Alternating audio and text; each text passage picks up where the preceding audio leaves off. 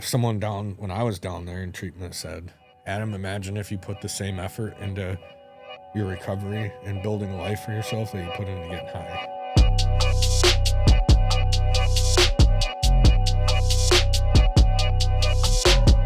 Welcome to the Level Up Life, Muscle and Mindset Mastery, where we share real stories, practical strategies, powerful conversations about what it takes to transform your body, strengthen your mind, and change your life. I'm your host, Adam. Waz. Just us today. Chop it up. So, the overall theme, I talked to the guys and the ladies at Harbor Hall about this.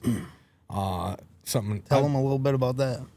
Yeah, so that was awesome. Went and did a presentation at Harbor Hall as the treatment center I went through and got to share a presentation I put together about, in the topic today, the stories we tell ourselves, work through some different exercises to think about what story do you tell yourself. For instance, my example was I'm a felon. I'm just a drug addict. I am a failure. These stories are backed up by column number 2, which is these things happen. Like, I was a drug addict. I am a convicted felon. My life was in shambles, which backs up the whole failure part. But what contradicts that is I've built things in my life through the strategies, the characteristics that I had even in active addiction. So, listing off some of those, I was resourceful. How many of you out there in recovery, raise your hand, comment, who was resourceful getting that next high? Oh, yeah. You were, right? Oh, yeah. I mean, even before it was full-blown addiction, right? Whether it was, hey, mister, whether it was stealing bottles, booze, scheming up money to get a bag or whatever it was. I mean, We're creative. Oh, yeah. I mean, Like, there's no stone unturned the work achieving ethic, them goals. the work ethic, dedication, the discipline it takes to hear no's and just keep going. But that focus, hard focus towards a goal, right? Mm-hmm. All those characteristics were present during active addiction. They're still part of me. And that's kind of what I was trying to convey to these people currently in residential, is just like all these stories you tell yourself are going to hold you back. You still have positive traits that can be shifted from how they were used in active addiction to now building a positive life for yourself. And kind of what nails that home for me is someone down when I was down there in treatment said, Adam, imagine if you put the same effort into your recovery and building a life for yourself that you put into getting high. Mm-hmm. And I was like, you know what? That's pretty on point. Oh, yeah. And it's hard to break through them barriers too, right? Yeah. Where you can know that, you can somewhat feel it, but you have all this inner, whether it's trauma or what, that you want to shut down that self-talk, right? A lot of it, I think that's kind of what fed and got me into that spot. And I mean, it's still there, I'm creeping up on 13 years and it's still there. But it's just that constant battle and keep fighting. Keep fighting. The next right thing doesn't quit at any point when that's your mindset. Yeah. And when we got into one thing that drives me and part of why this show exists is my purpose, right? And when you think about, we're all going to expire at some point. When that happens, what do you want your eulogy to be? What do you want to be remembered for? Because people aren't going to remember what you drove. They might remember what you did for a living. They might remember, like I said to Dion and Barrett here, people won't remember the things you did to them or the things you say to them, but they will remember how you make them feel. Oh, yeah. So with that being said, like my eulogy, when I'm deceased. I want people to remember me as a kind individual who tried to help others, simply put.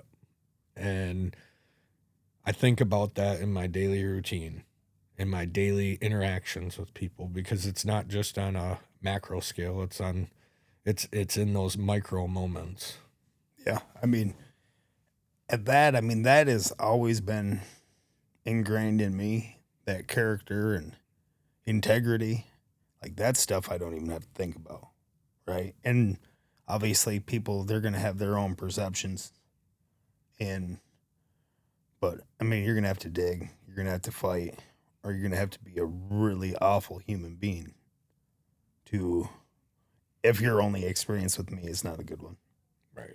You know, I strive to be that guy where you hear about it on every Dateline or every 2020, that the person that got murdered, they're give you the shirt off their back. They lay down on the ground for you to cross the puddle, like all that. And I mean, I have always been that way, and nothing will make me change that. I think that brings out a lot of jealousy and anger in people, though, too, just overall. Like, why do you help so many people? Yeah. Why? And I mean, why not is the question, right? Like, we all know what it's like to be down, or feel broken, depressed, sad, hurt.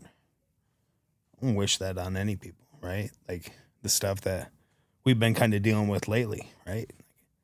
I pray for them people, where the same point, my response, and, there's a lot of that old Dave that's like, all right, roll up. Right. Come on over. I got something for you. But, that's way in the past, and that was using because a lot of times that was just easier, having that behavior. But no, I mean, I pray, right? What Jesus teaches, love your enemy. And I'd rather have that strength here than ever worrying about all this stuff, right? Well, you said one word, perception, and that ties into the stories we tell ourselves. So when we're talking like our reality, the lens we see the world through, it's all based on our perception, right? So what one person can see as being something bad, another person can see as being something good, or the person that sees it as indifferent. And that our perception around events, or how we perceive different things in our environment, interactions with people, those have a profound effect on our mindset overall. It's just like I've worked with clients, and their self-talk in the gym in front of me is they're calling themselves fat, weak, and when they say that, what are they going to see? They're going to see fat and weak. Mm-hmm. When really that individual could be very strong. Being overweight is temporary, right? I've been overweight. Mm-hmm. COVID was not kind to me, my friend. No, me either. And even before that, I've had periods where my weight's went like this. I've been like super underweight. Yeah. Those are all temporary. But when you create an internal dialogue that's demeaning, that can turn into something a little more permanent, unless that person makes a conscious decision to alter their perception, which is part of like what I was teaching at the presentation. Is you can identify with these stories you told yourself about your past, the things you did, or you can identify with the personality traits that are you, right? Yep. So, and that comes down to a choice. Has to be a conscious decision, and it takes, I don't know what the statistics are, Lisa Tarkington would be able to tell you. I think it's like pretty large number of times you have to talk to yourself positive to offset one negative word, one negative conversation with yourself. So it takes a lot of effort, a lot of time. I always recommend like put some sticky notes up. Change the screen, the home screen on your phone, because you look at that a bunch. Like put these positive messages to yourself to remind you to shift your thinking. So when people can consciously change their perception, the way they perceive the world, that changes their whole experience in life. Their reality starts to change. That's why gratitude's such a big focus. Mm-hmm. If what's the phrase about glass half full or half empty? Yep. So, I mean, that's like profound. I feel like, Yeah. because we have a choice. Yeah. Oh, absolutely. And I mean, and you can see it and it shows, right? And you can tell them people that are just struggling with them little acts of kindness, right? Or at times where, it wasn't that long ago, my wife stuck up for the customer in line in front of her at the store. And how quickly the cashier tried to switch their role. And my wife was like, she was just trying to kiss my ass. But I think it did make a big difference to that cashier. And that changed how she was going to act going forward. My wife had 3 or 4 people in line behind her come and thank her for, her behavior and what she said and sticking up for that person in front of her. And that's an example of the ripple effect, right? Yeah. It might not change the individual in that interaction with your wife, but maybe and throughout their reflection on that moment, they're actually like, you know what, they're right. Yeah, absolutely. And pride will keep people from changing in the moment, in that interaction, and admitting they're wrong. But going forward, when that person that called them out for whatever reason isn't right there, then they can shift without taking that hit to their pride. Right. But I mean, I think a lot of times too, far, far more than, someone's going to be like, you know what, you're right. Usually that's enough in that behavior, right? You're embarrassed when somebody corrects you for being an ass, right? And that sits heavy on you. And it does affect, right? Like we do all people, we make our profiling, and we make our assumptions as we're walking towards somebody else, but it's how we act. And being made to be the fool, it takes one time and you're going to lower your guard and you are going to be more kindness. Your first thought might be wrong, Most right? of the time. But, when it comes to situations like that, I don't think so. Right. Because you've been on all sorts. You've hung out with all different groups, same as myself. And we've been influenced by really shitty people or have been that really shitty people. And coming through it and seeing we are all children of God, right? Where I walk pretty tall in how I treat other people. And I mean, even making a point to kind of put them in their place when their behavior or their ethics or whatever it is are less than. I strive to do it not in a confrontational or an embarrassing manner, but a lot of times it just takes them little things, right? Little comment and just give them that pause, right? What if that was Jesus? What if that was Jesus come back and you're talking shit or making fun of, right? Now what? Now how you feel? And, it was way more in the younger, immature days that,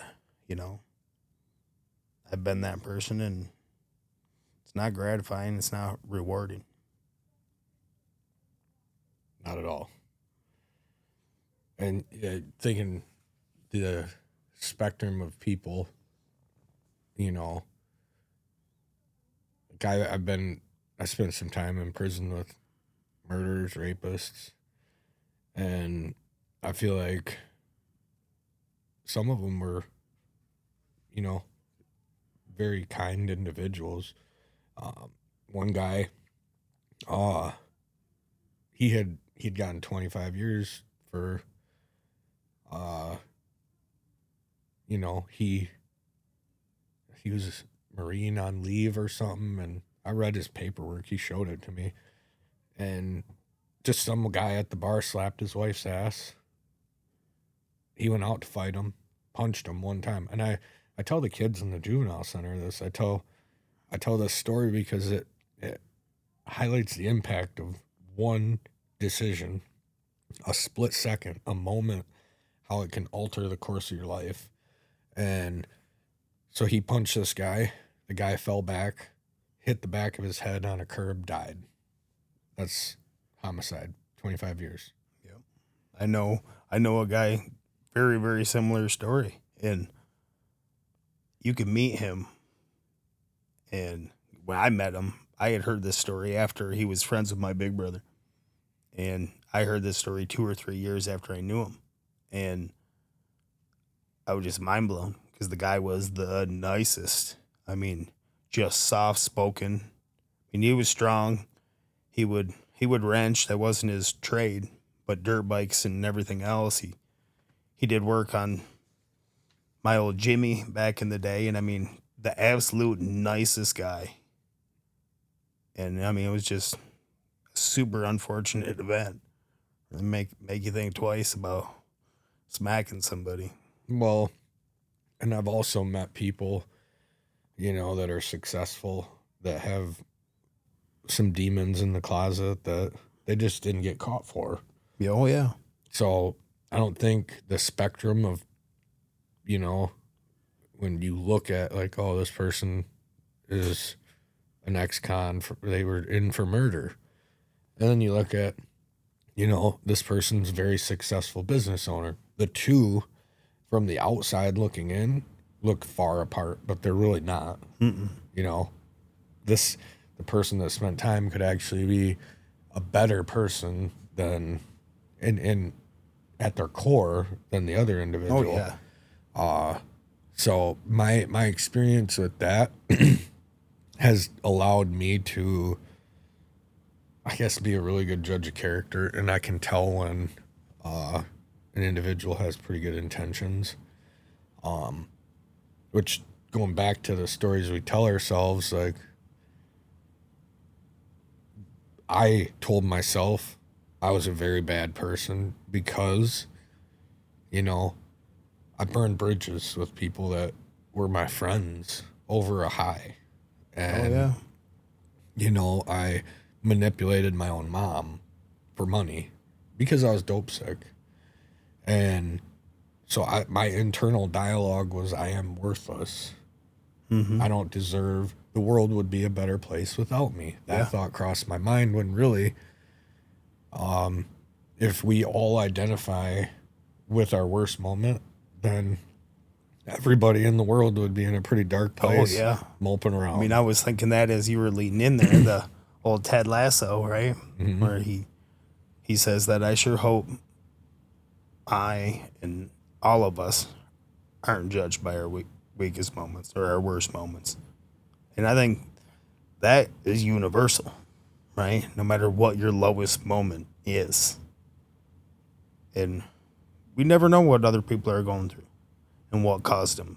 I mean, I know my continued use, what led me more into the addiction, was a lot of that self-talk and being worthless and everything else. And then when you're in it, it's easy to believe and feel that narrative, you know, and by all our actions. I wasn't stealing from people or doing a lot of them same behaviors, but a lot of other things. I mean, I was only ready for the work day to be done, right? So I could go get messed up, do whatever. I mean, the drug days, I ripped off my share of people. So it was more for me, or it could give me my money to go get more, you know. Numbers, I'll be back. I had no intentions of going back, right? Like all those behaviors. And it feeds the fire, right? Because it's easy to look in the mirror in the addiction. And a lot of our behaviors, yeah, you are a piece of shit. But it's not That's the not truth. who you are, No, though. it's. Right. I was gonna say it's not at the core, but it's the decision making, everything else, because everything is cloudy. Yeah, it's really interesting to think about the concept behind reality. Like how much our thought processes influence our mental state. You know, when it comes to, let's say, clients, right? I'll lay out a scenario here. The client says, I'm not changing my nutrition. I'm not giving up this. That individual, you know, doesn't have, obviously they don't want the goal enough. And they're not willing to give up ice cream, pop, pizza, even temporarily to get to their goal. That's a mindset, right? Mm-hmm. So I think about my recovery and how I compare and try and communicate that to people is, you know, I got to a point where the pain was great enough. And I wanted different. I wanted a different life. So I sacrificed what needed to be sacrificed. I wanted to become a trainer. So I studied. You gave up the one thing to gain everything. Right. But I did make more sacrifices. I distanced myself from people that I considered friends for a long time. I made a lot of changes, not just externally, but internally. And that's how I was able to create sustainable change. Mm-hmm. Going back to the client, like I always tell people, elimination diets do not work. So, not saying stop ice cream, but how can we, let's say you eat 3 scoops a night at 9:30 p.m. Okay. Do you need to eat 3 scoops a night at 9 p.m.? How about we make a compromise? How about you have 1 scoop every other night, you know? And a little bit earlier than. Yeah. Well, yes. And it's just about baby steps, right? Oh, yeah, 100%. I mean, I say the same thing because we're not going to have that physique and that body and the goals or numbers, whatever, right, overnight. Same thing. The diet is the hardest part, right? The initial hardest part is showing up and starting. Yeah. But then as everything goes and you're seeing these changes, like you said, the elimination. And I mean, I say, well, how about this? How about that? Because before long, and you're eating pretty healthy. Because as you go, so do the goals, and they change. And it's rewarding, you know. Then it's that rare holiday, birthday. You might have the ice cream. But other than that, you really don't care anymore. Right. Or you adjust your workouts. You know, you add in cardio or whatever, and you work that much harder to work off deciding to have that bowl of ice cream. The practical, I guess, approach is you don't have to change everything overnight. No. One thing at a time. And that was, you know, my recovery was one change, right? I accepted that I couldn't do it anymore. Like my way was not working. That was the big, you know, white flag moment for me when I was able to shift. And that's where, how does that apply to, you know, actually changing a nutritional habit or going from that contemplation stage to action when we're talking about the stages of change when somebody's starting a fitness routine. Those are like the how you tip the scales in favor of positive change. Mm-hmm. it can't be, I'm going to do all of these big changes all at once, because then it's overwhelming. People quit. Yeah. I mean, it's a burden when you're unrealistic to your own goals. And that goes into like, this gets into, talking perseverance and consistency. One thing that I wrote down is, why do people quit before things actually start to work? And I think in my opinion, it can be a lot of things, but it's because they try to change too much at once. Mm-hmm. Yeah, having unrealistic goals too, but yeah, you're not going to go 0 to 100. Some people can. I don't want to say. Oh yeah, I mean it's impossible, but and there's always the outlier, right? I mean, there's exceptions to all them rules, all their standards, and the old adages, that have been tried and tested and true. Well, I when I got out of treatment, so 143 in active addiction, 173 when I left for treatment 3 months later, and then 3 months later when I left treatment, I was over 205, and I was not, like, my body composition was not where it is now. And I looked in the mirror and I was like, I'm not happy with myself. And I went over the top changes. So I was working out 7 days a week, too much. Mm-hmm. Definitely overtraining. I was eating, so I'd have oatmeal in the morning with some eggs, and then I'd have chicken and rice with some cauliflower or broccoli for lunch. Nothing on the chicken, nothing on the rice. So I was hyper focused. Got to my goal, what I visualized in the mirror, in 9 months. It worked. I recompositioned my body, but at the time, and I mean, I've talked with a lot of people who have eaten so much chicken. Oh yeah. That it's like, at some point it starts tasting like cardboard. Oh yeah. I got to the point where I was like, I'd take a bite and I'd start chewing and I would gag. It was like, see, I didn't have, because I didn't find that balance enough. Oh yeah. Or it might have taken me 12 months to get to the goal, and I wouldn't have ruined chicken for the next year. Oh yeah. I mean, I couldn't even see it. Yeah. Dude. It took me a long time, and especially in them days, and when I first got into working out and the kids being little. And I mean, just the thought, it didn't matter. It didn't matter what it was. And it was just like, but chicken is the go-to, right? It's clean, it's healthy, the protein bang for the buck. Yep. But Cheaper too. I think everybody who had them big goals like you, no matter how hard they worked, right? When that eating clean or cleaner is the go-to, or that becomes the primary focus. Oh yeah, I went 2 years.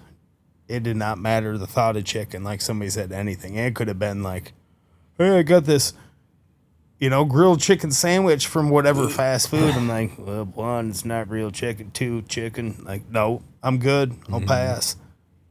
And anything but. And slowly it changes, right? You make them adjustments. But, I mean, even the overtraining, how long would that have been sustainable? And especially when you're at 30, 31 years old versus now in your 40s. Right. And during that time, I actually would experience, like, every few weeks, like, a crash. And I wasn't prioritizing the recovery side of things. I thought I was young enough, like, I can really push it, and I would alter the intensities, but it would catch up to me where I'd just feel a little bit under the weather, and it was my nervous system really crashing out on me. Mm-hmm. So, that's where, especially when you're all in recovery, right? Like, you see, whether it's 9 months, a year and a half, the people that the gym becomes that new drug of choice, mm-hmm. right? Well, before the gym really took off as that for me, the gym was part of it. Like, I wanted to work out, but I didn't have access as much. So You know, you put down, there's a phrase in recovery, I put down the spoon and picked up the fork, and I was getting that dopamine hit through food. Yeah. So we've talked about food being one of the most it is the most abused substance on the planet, and the hardest part about it is we need it to survive. Mm-hmm. So we do get that dopamine hit from what we consume. Yeah. That's why candy, you know, is addicting. That's why, you know, cheese. You know what? It's a little sidebar here with cheese. Oh, dude, don't go. So I found out that cheese has casomorphins in it. So it acts on the opioid receptors in the brain the same way that any opiate does. But talking percentages wise, it's so low. Like, I'm talking 0.0005%, right? But when I found this out in early recovery, I was like, is cheese relapsing? It obviously isn't. I called my sponsor and told him, he's like, yeah, it's not relapse, Adam. You can eat cheese. Now let's take a moment to thank our sponsors, Pine Haven Assisted Living. At Pine Haven Assisted Living, they believe in making every resident feel at home. Nestled in the peaceful countryside of Hemlock, Michigan, they offer compassionate care in a family-like environment where residents can enjoy independence with the support they need. Registered nurse-owned and operated, their team provides personalized care, home-cooked meals, and a range of activities to ensure your loved ones continue to live a fulfilling life. They also have alpacas and llamas on site to enrich the lives of their residents. Experience the warmth and comfort of Pine Haven. Call them today at 989-295-6632. That's 989-295-6632. Or you can visit them on their website at pinehavenassistedliving.com. That's pinehavenassistedliving.com for more information. Now, back to the Level Up Life. And it just goes into my mindset, like, the story I told myself, going back to our theme here, was I'm a failure, and I had decided, I had made this shift mentally. My perception had changed. My whole story about what my future could be had changed. So I went all in. Like, I have time to make up for. So it was the working out. It was the nutrition. It was I had the nickname Captain Drug Court because I was like, all these rules I need to follow. Like, any suggestion someone in long-term recovery brought to me, I was like, okay, why is that a suggestion? I want to understand it. Okay, I'm going to do it. Yep. And I'd run with it. Yeah, I mean, that reminds me of, one of our early episodes of this was with Brewer. Yep. Okay. Yep. And Brewer's another one of us with that Iron Brotherhood. And, you have to be careful, especially sustained. And I think the growth comes with that life knowledge in sobriety. Because we were all in the gym, right? In all these different groups, right? Same mission, not just body-wise, but as far as recovery goes. In the gym for an hour, 2 hours, maybe a little over, right? And some of that would be chatting and the banter, but not much of it. And that going hard, and then the eating and the fueling and everything else. And because so much focus, right? And it had to be a long workout, right? I need eat up time because there's so much now I don't have to think about. And as you're changing your physique, that also helps in that self-talk, right? As you're looking in, your goals, but you're not looking at yourself so much as you're the enemy when you got a pump, right? Or you're around the other people with them same goals and the same or similar experiences, right? Well, I think too, for anybody who goes to the gym, just consistency. You go time after time, get some hours logged in, then you get hundreds of hours logged in, and it builds a confidence in self, because you start seeing your body change. Other people start to notice it. Self-confidence goes up, and I believe wholeheartedly that process for our mindset makes us believe that we're able to achieve more. So then it ripples out from the weight room or from our fitness journey into a business endeavor, into a positive relationship. Yeah, family, There's so many, all that. Yeah. it just ripples out, and that's just a positive skill. So, I mean, you can pick it up when you're a teenager, when you're a young adult, mid-adult, senior, whatever it is. Yeah. But it has the same effect every time. Yeah. Oh, yeah. 100%. I agree with that, because, a lot of my back one was, being the failure, right? And we were getting by when all 5 of my kids were young, but it was a struggle. And, because of my ability to pass a drug test and my drinking, that upgrade in my job wasn't really one of the options. And things that my kids missed out on, which, hindsight, they didn't miss out on. I mean, I got 5 incredible kids that all have phenomenal stories that they're continuing to write, but that I held them back because we weren't able to do this and to do that because how I was as a provider. I mean, that was a big one, right? And as I've said before, I wasn't doing it around the kids, right? I'm protecting them, justifying. They didn't see that, where I went away from them, and they are my source of pride. But when I went and I was doing my thing, and that negative self-talk for all that time. So, makes me think about one of these questions I had wrote down.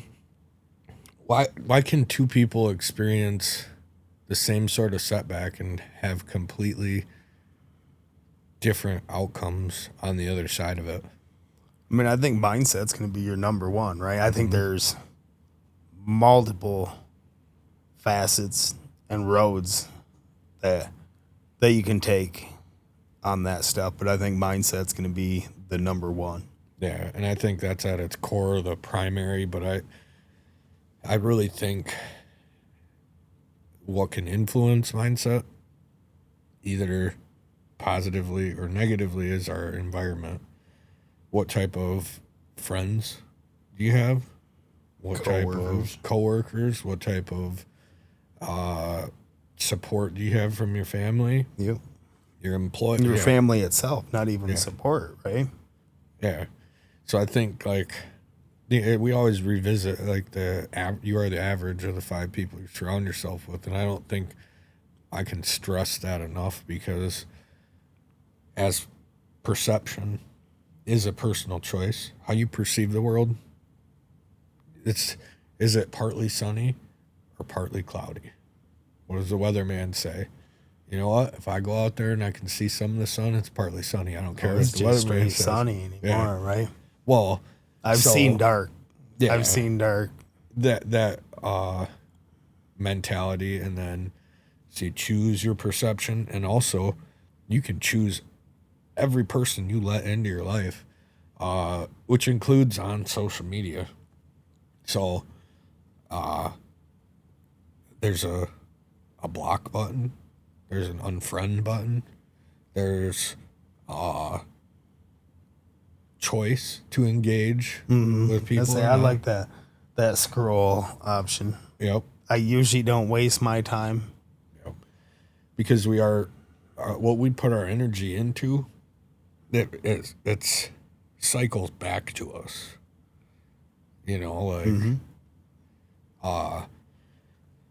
In both positive and negative way.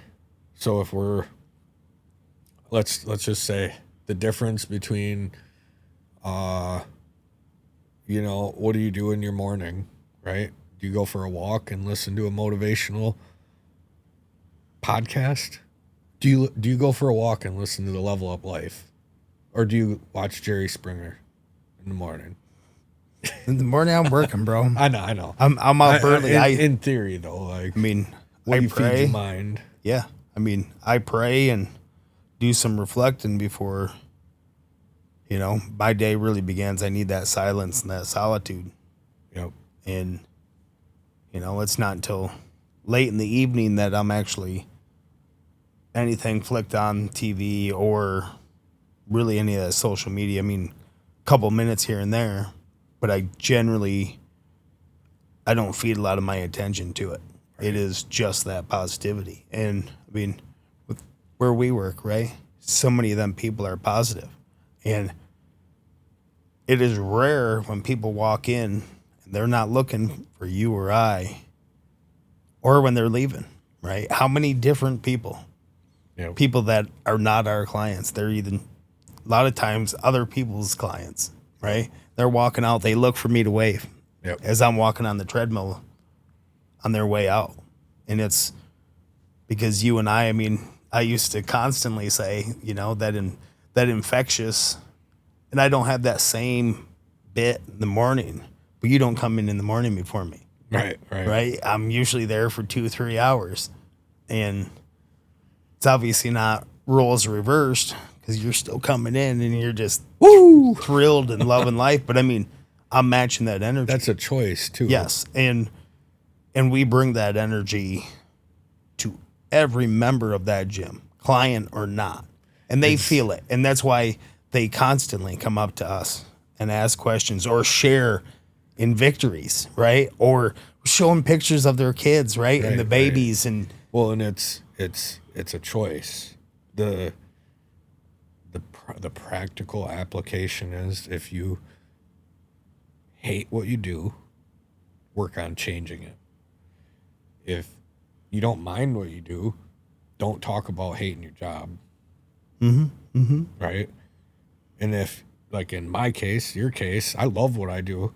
So it's really easy for me to be hype and excited at work. Yeah. I mean, I'm human. I don't always want to go. Oh, yeah. I mean, I prefer a slow morning. But them super early mornings or them long days, time where we're not feeling 100%. But the most beautiful part is the different personalities, right? And how many times we're the counselor, but then at times we're getting counseled because life happens. And with training people, we see them vulnerable, right? You're working hard, you're sweating, and you're open. They feel trusted because we are that vessel. We right? create connection. Yeah. Right. It's just, I think, a little bit and based on exposure, because we see these people, these individuals on a regular basis for weeks, months, years. And there's a friendship that develops. So, and everybody's got their own expertise, I think another Bob being an example is a master carpenter, right? Oh yeah. I've asked him questions. Business wise, I've gotten so much insight from the clients that. And I think a big thing too that, we bring to the table that a lot of other people don't is we know that dark, right? Like you literally have died, and came back. And I don't know the scenario. I know when I was in that accident and I was told in the hospital that they thought I was dead in the back of that car. And I remember sitting up. I remember seeing John slumped over and just trying to get my bearings. And remember 3 paramedics or EMTs or fire, whatever they were, like freaking out, telling me I couldn't move.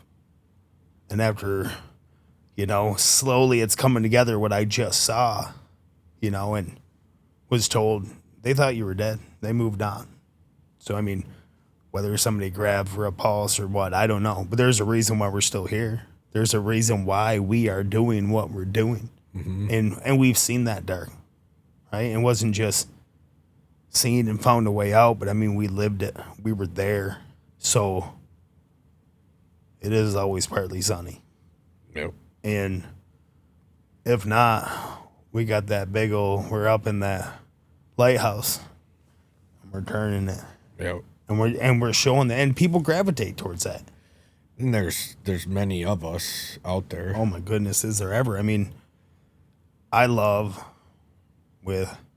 have more years than a lot of people in recovery, right? And I've told you numerous times and other people, you know, that compared to a lot of stories, I've had it easier than most.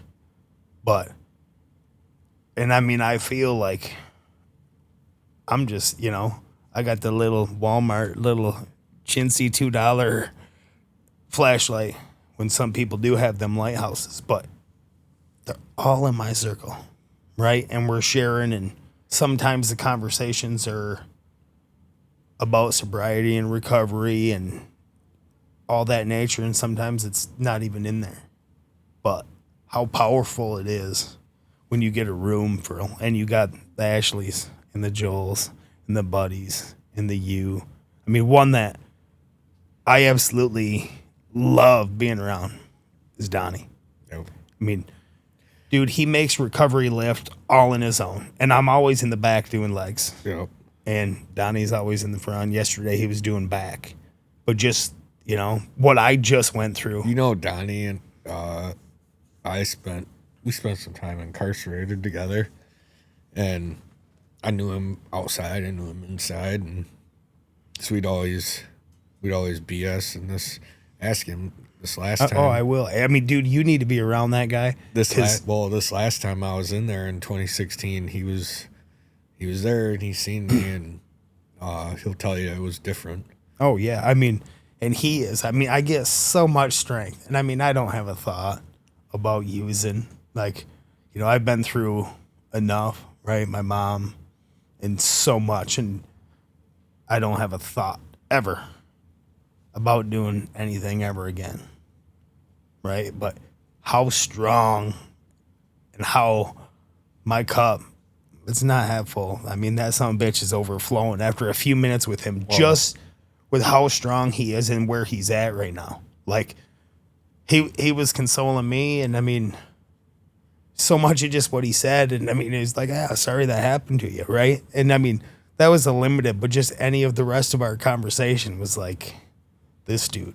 It clicked for him this time. Oh, yeah. And I absolutely love seeing people change their lives like that. And really, I relate to him in a lot of ways as far as his mentality now.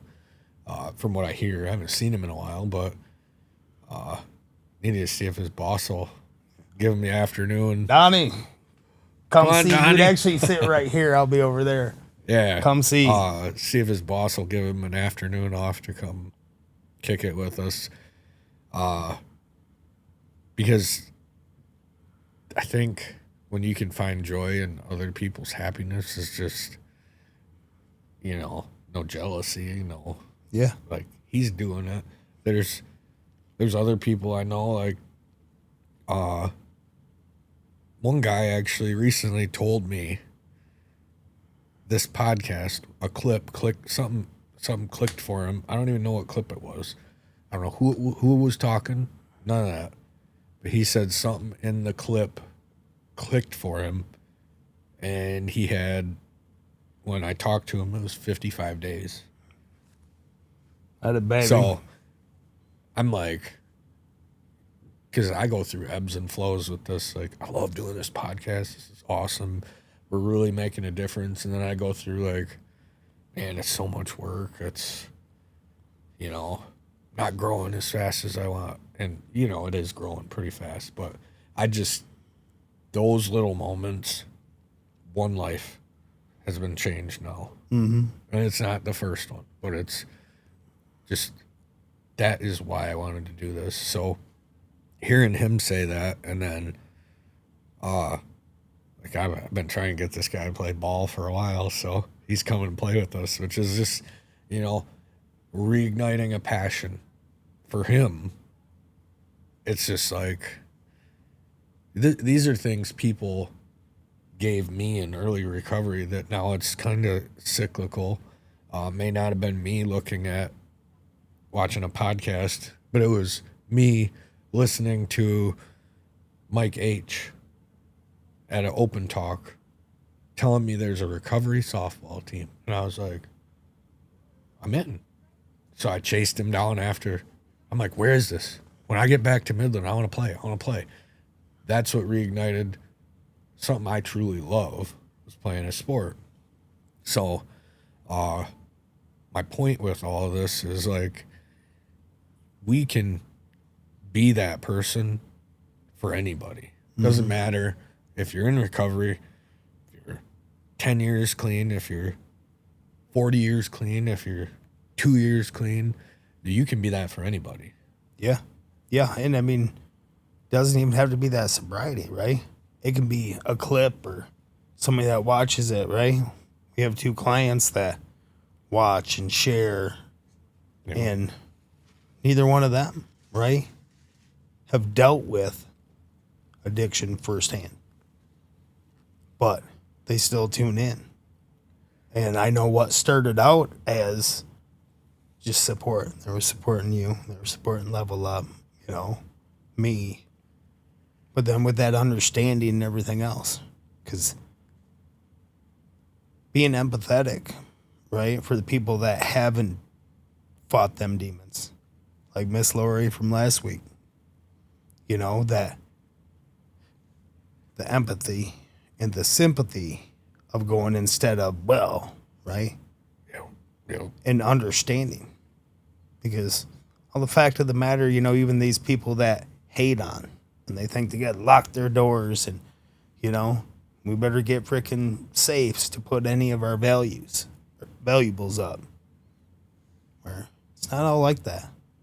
And it could happen to you or someone you love.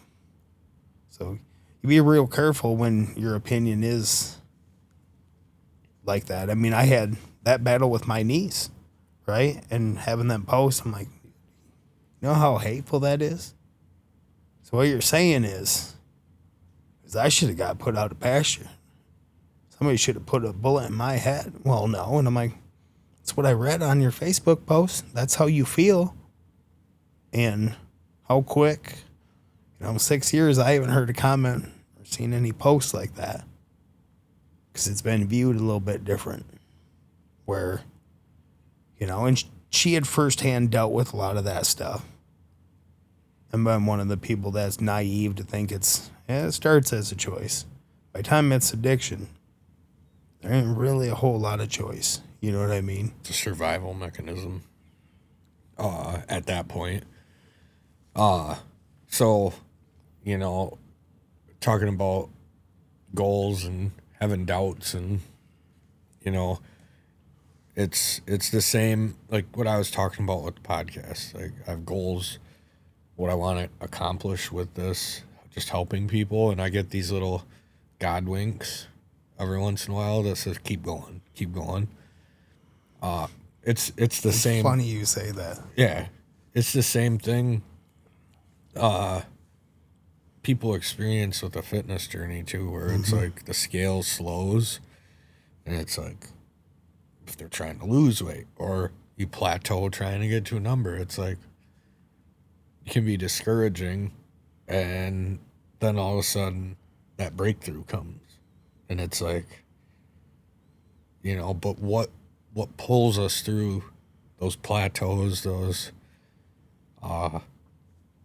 moments of doubt, whatever it could be, a business, like Jordan, he's growing his business. Like, I respect that guy's drive a ton.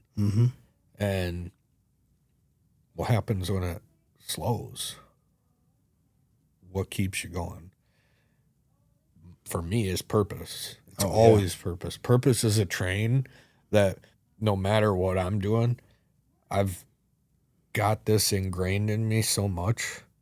It's like belt around my waist that's attached to this train that typically I'm running beside.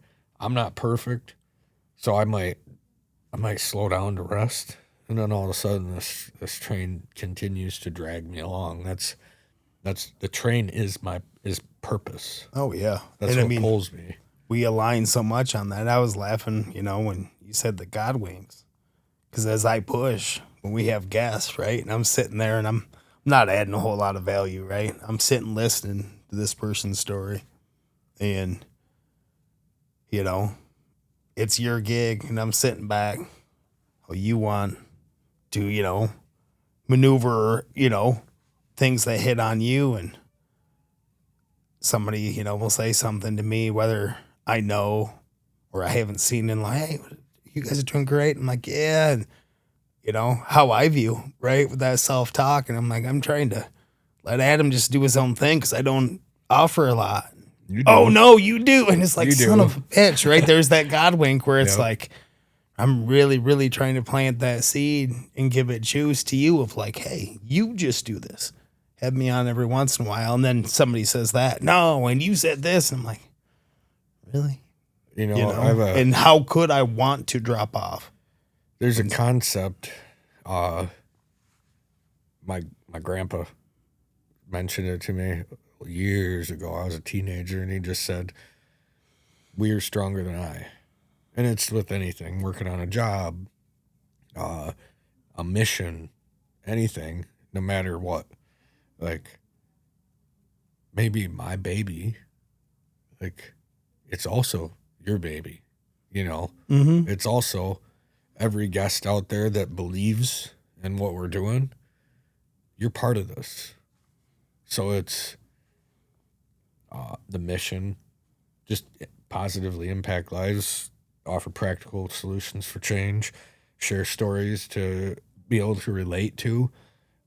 The individuals out there can relate, not compare, and we're all capable of changing our lives for the better, no matter if your life is here or if you're way up here.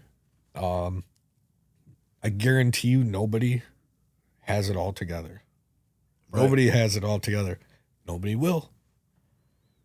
Yeah. And it's that striving for greatness, right? In all things.